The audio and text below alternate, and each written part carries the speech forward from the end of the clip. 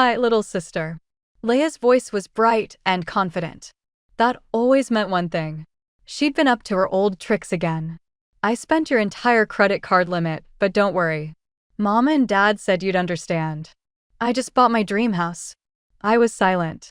I just stood there in the middle of my tiny Denver apartment in my work heels, staring at my phone. One by one, the credit card debt notifications started coming in. The total was $48,000. Payment was due within 24 hours. You're always so careful, Nora, she continued lightly. But I'm working on my blog. I needed an inspiring space. This house is just perfect. Mom says it's time I had something of my own. I sat down at my kitchen table and slowly closed my laptop. I squeezed it tight, took a breath. Then another one. When's the house warming? I asked calmly, even though I was burning up inside. This Saturday. You have to come. After all, you're the one who bought it. She laughed. That laugh of hers had always gotten her out of trouble since we were kids. She hung up before I could answer. I just sat there. The city was noisy outside my window, but inside it was quiet. My hands were shaking, but not from fear. No, not now. It wasn't shock, it was understanding. I opened my laptop again. Not to look at the bills, not to cry. I opened a folder I had created 6 months ago. I had labeled it, just in case, Leia. Inside were video recordings, emails, notifications. I had been preparing for this, even though I didn't want to admit it to myself. I was still hoping she would change. My phone rang. Mom. Nora, honey, please don't be angry. Leia, this was really necessary. Think of it as a gift. You'll be fine. You always manage. I looked at the screen, then at my files. Maybe they were right. I am fine. Just not in the way they think. I opened a new document and started writing a list. Not of what I had lost, but of what would come next. This wasn't the first time Leia had taken something from me. The first was my college money. I was 18. I was packing for campus when Mom said with a tight smile, "We gave the money to Leia. She wanted to open her own boutique. She just has passion, Nora. And you're smart. You'll figure things out with numbers." I did figure it out. I really did. I worked 2 jobs, lived on microwave soup for 4 years. Then I finally bought my first car after 3 years of saving. Leia asked to borrow it for a weekend. 2 days later, it was wrecked. Insurance denied the claim. She was going through a tough breakup, Dad said, handing me money for the bus. Try to understand her. It was always the same. You're strong, Nora. She needs it more. I believed that for too long. I just let everything happen because I wanted to be the good, reliable daughter, the calm, stable one. Maybe deep down I hoped that someday they would understand how hard it all was for me. But last fall, everything changed. That's when I got a call from the bank about someone applying for a loan in my name. I knew immediately who it was. But this time, I didn't argue. I didn't call her. I started gathering evidence. I bought cameras and set them up in my hallway, near my computer desk. I saved suspicious emails, strange voicemails. Gradually, it wasn't just a feeling anymore. I could prove it. So when Leia called about the house, I wasn't scared. I didn't cry. I opened the folder and played a video. 3 weeks earlier, she was using a key to my apartment that she supposedly returned long ago. She went through my desk, found my wallet, took out my gold card, held it in her hands like it was hers. I paused the video and looked at the frame. She was smiling widely, confidently, as if the whole world belonged to her. And I was just a supporting character, paying for all of it. But not this time. This time, I was one step ahead. I knew where to start. I spent the whole night going through files, screenshots, voicemails, emails from Mom with phrases like, "Leia's having a hard time right now. Don't make it worse for her." Or, "You won't even notice if we help her out a little." They always disguised it as care. But love isn't stealing behind someone's back. It isn't manipulation. And it isn't a debt you never asked for. I gathered it all, organized it by date, source, and significance, creating a digital chronology of betrayal. Then I opened Instagram. And there was Leia, spinning around on the shiny floor of her new house in a video captioned, "The universe listens." Manifestation works. If you believe hard enough, your dream comes true. Here's my dream car. A gift from the universe. Period. That's what Leia wrote in her post. In another one, she was standing on the porch with Mom and Dad, all in matching pajamas, smiles from ear to ear, filtered photos. No mention of me, or the credit cards it was all paid for with. I guess something in me snapped at that moment. That house. I knew the address. I entered it into the system at Morris and Haley, the company I've worked at for almost 10 years. My name isn't publicly on anything, but I helped create the financial model for that residential complex. I know who manages the property. I know the broker. I know what documents they didn't file and what issues there are with the neighboring lots. That house sits on land I helped vet. I stared at the file with its data for a long time, feeling a mix of anger and power rise inside me. They thought they had fooled me, but they built their dream house on a foundation I had a hand in. And now they would learn what happens when a quiet person decides to stop being silent. By Tuesday, Leia had posted a new video, showing off the kitchen. White marble, gold light fixtures, a ton of brand tags. Caption: "Can't believe this is my life. The universe always has your back if you take a risk." Right. The universe, it seemed, had used my credit limit. In another post, she was in a silk robe with a mug. "Morning light in my forever home." I felt a punch to the gut. Meanwhile, Mom and Dad had moved from hints to pressure. "We need you to sign some refinancing papers," Dad said. "It's just a formality. You're already on the loan paperwork anyway. It just simplifies things." "You always help everyone out," Mom added. "And Leia is under so much pressure right now, so much attention. Can you just support her calmly?" For once. I smiled. They couldn't see it, but I smiled. "Of course. I'll bring everything to the housewarming." "Great," Mom exhaled. "We'll print the papers, you can sign them there."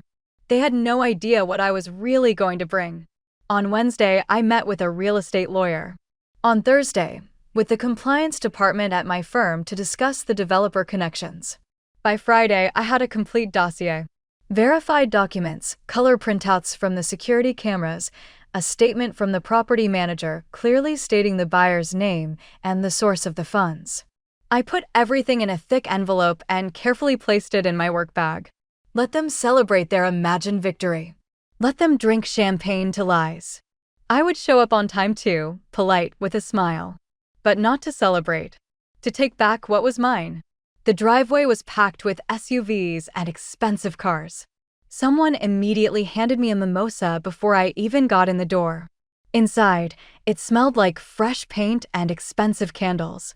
Everything was trying way too hard to look perfect. "Nora," Leia yelled, running up to me in a silk robe that probably cost more than my apartment for a month. "You came? You have to see the bathroom, it's like a spa." She hugged me like everything was normal, like she hadn't stolen from me, broken into my apartment, spent my money. I smiled too and hugged her back. "I brought you a housewarming gift," I said quietly. Her eyes lit up. "Oh, you shouldn't have. Although, come to think of it, you already did." She giggled. I raised my voice just enough for everyone to hear. "Actually, I think this is something to share with the whole family." People around us started to turn. I looked at my parents by the champagne table. "Mom, Dad, you too?" They immediately recognized my tone. It was the same one as when I found out college was canceled for Leia's boutique. It wasn't a pleading voice, it was a voice of action. The room went quiet. The chatter stopped. I took the manila envelope from my bag and placed it on the kitchen island. I spoke calmly. "Leia, you always say blessings are meant to be shared. So I decided to share some too." One by one, I laid out the photos from the camera of her in my apartment, the shots of her holding my wallet, the credit card statements showing the charges, the screenshots of her Instagram with dates, the letters from our parents advising me to be flexible with money. Mom gripped her glass like it could protect her. Dad opened his mouth, but nothing came out. "And here," I said, placing the last page, an official description of what you're looking at. Fraud, identity theft, illegal entry, and complicity. Leia stared at the papers. Her face went pale. "Are you joking?" she whispered. I looked her in the eyes. "No. For the first time, I'm not joking." All the guests were frozen. No one moved, no one laughed. Silence hung over the entire perfect party. I told you I brought a gift, I said. Now it's time to open it. I reached into my bag again and pulled out the real document, a second stack of papers, neat, heavy, official. I didn't raise my voice. There was no point. You have two options, I said calmly. 1. You sign a confession and a formal repayment agreement with interest. Notarized. 2. I take all of this to the police. The videos, the letters, the forged signature on the car rental agreement. Leia opened her mouth, but nothing came out. She looked at Mom, then at Dad, then at the papers. This is insane, she finally breathed. We're family. That's exactly why it went this far, I replied. Because no one ever tells you no. I was going to pay you back, she whimpered. As soon as my videos get popular again. No, I interrupted. You were just going to hope I forgot. Like always. Dad stepped forward. Nora, come on. Prison over money. It's not just about the money, I said. It's all the lies. The betrayal. You standing by while she robbed me and then asking me to sign more documents. Mom sniffled. We didn't mean any harm. We just wanted both our daughters to have good lives. No, I answered. You wanted her to have a good life at my expense, and you thought I would just swallow it again. Silently. Leia's hands were shaking. She hovered over the documents. Would you really do this? To your own sister? You already did it to me, I said, calm as stone. And no one stopped you. I saw her face change. First anger, then shame, then confusion, and then fear. Real fear. She looked at our parents as if begging them to save her, but they were silent. For the first time in their lives, they had no answer. I slid the pen towards her. Choose, Leia. This isn't revenge. It's boundaries. She slowly picked up the pen, and for the first time in a long time, there was no confidence in her eyes. I left her with that feeling, because that's where it all begins. Growth. She showed up for the signing late, with our parents flanking her like they were entering a courtroom. She was dressed modestly, no glamour, just a slightly deflated version of the unfortunate sister. But that old spark was still in her eyes, the one that always meant, I have a plan. I have something to add, she said, sliding a folder across the table to my lawyer, Madison. Before we continue. Madison opened it. No emotion. Inside was a copy of a contract from 6 years ago. It supposedly had my signature, agreeing to support all her future business debts. Nora gave her consent, Leia said. That includes financial help. The house is part of that support. My parents immediately nodded, like they had rehearsed it. Dad even crossed his arms and gave a smug little smile. I took the paper, looked at the signature. Then at Madison. Show them, I said. Madison turned her laptop to face the table. On the screen were grainy security camera footage from my old apartment. Leia was sitting at my desk, holding a piece of paper. She was tracing a pen over my signature, stopping, then tracing it again. 8 times in a row, slowly, until the signatures looked identical. I've known about this for years, I said, trying to keep my voice steady. I saved the video. I saved everything. Leia's mouth fell open, but she said nothing. You forged my signature, I continued. That document is worthless. And now that you've tried to use it in a legal proceeding, it's additional evidence of fraud. Madison slid the real papers forward again. So, do we proceed with the original plan, or do we go to court? For the first time, Leia looked truly small. The room felt heavier. There were no more tricks, no more backup plans. Only consequences. She didn't reach for the pen. Not yet. I leaned back in my chair, crossed my arms. I could wait. I had waited before. But this time, I wasn't the only one on edge. The silence stretched on. Only the ticking of the clock on the wall. Leia stared at the papers like they were in another language. Her hands trembled in the air, as if waiting for someone to save her, like they always had. Dad cleared his throat loudly. Sign it. Leia blinked. What? His voice was calm, emotionless. Sign it, Leia. That's it. Something flickered across her face. Not tears, but disbelief. Like the person who was always on her side had just walked away. Mom leaned forward, her voice trembling. Nora, she didn't mean it. She's just confused. You know how she is. I do, I answered without malice. That's why I'm doing this. But she's your sister. And I'm your daughter, I replied. That didn't stop you from making me clean up her messes over and over. Leah lowered her head. Her fingers fidgeted with the edge of the folder, but she still didn't reach for the pen. I said nothing more. I wasn't going to beg for something I deserved.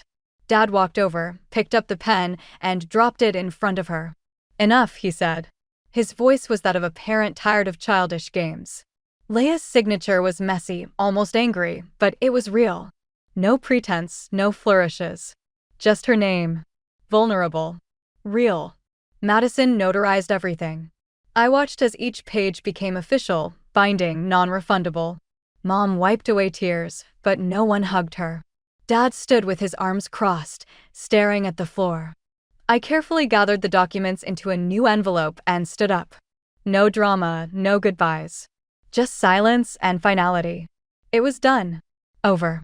When I walked out of the office, no one followed me. No one stopped me, no one called my name. And for the first time in my life, I didn't feel guilty for simply walking away. A year has passed since that moment. Exactly 1 year since I walked out with that folder in my bag.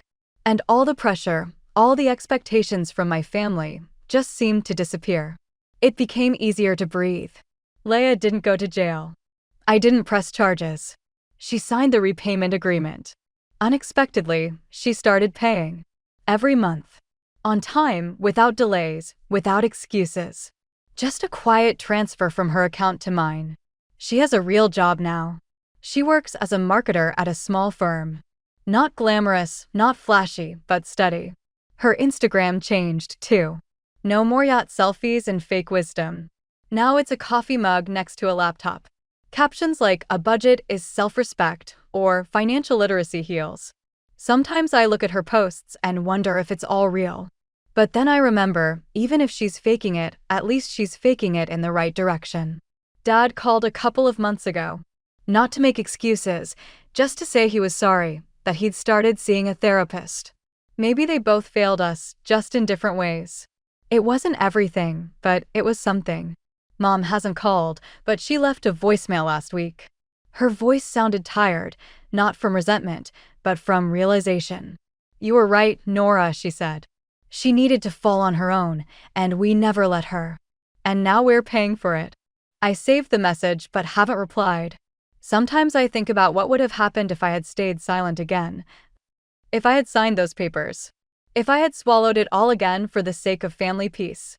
But then I see that something did change. Not perfectly. Not instantly. But truly. And I realize if I had stayed silent again, we would have lost more than we could afford. I open my banking app. The latest payment is there. Leah transferred the money at the beginning of the month. I type a short reply. Received. Take care.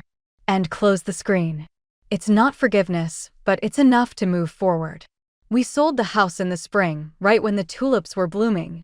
A young couple with 2 kids bought it, their first home. Their eyes were shining, genuine joy. I left them a small gift on the kitchen counter with a handwritten note. May this home have more honesty in it than mine did. The profit from the sale covered the remaining debt and legal fees. Everything else I put into a new life, a down payment on a small apartment downtown. It's enough space for me. Sun in the mornings, quiet in the evenings. No cameras, no locks on drawers, no folder for a rainy day. I don't need a backup plan anymore. I'm no longer waiting for someone to betray me. I got promoted last quarter. Now I'm vice president of strategic finance. My boss said I'm excellent at navigating internal conflicts, that I'm honest and direct. I almost laughed. He didn't know that the toughest conflict was my own family. Leah still sends payment receipts every month. This time, she transferred the money early. The message was short. Early this time. Period. No emojis, no explanations. I replied, thanks. This is our rhythm now. Just clear, no emotions, businesslike. Clean. Mom and Dad invite me to dinner sometimes. Sometimes I go. We talk about the weather, about books, about what their therapist says. We don't talk about the house or the signatures or the years of silence. But I sleep peacefully. Not because everything is perfect, but because now everything is honest.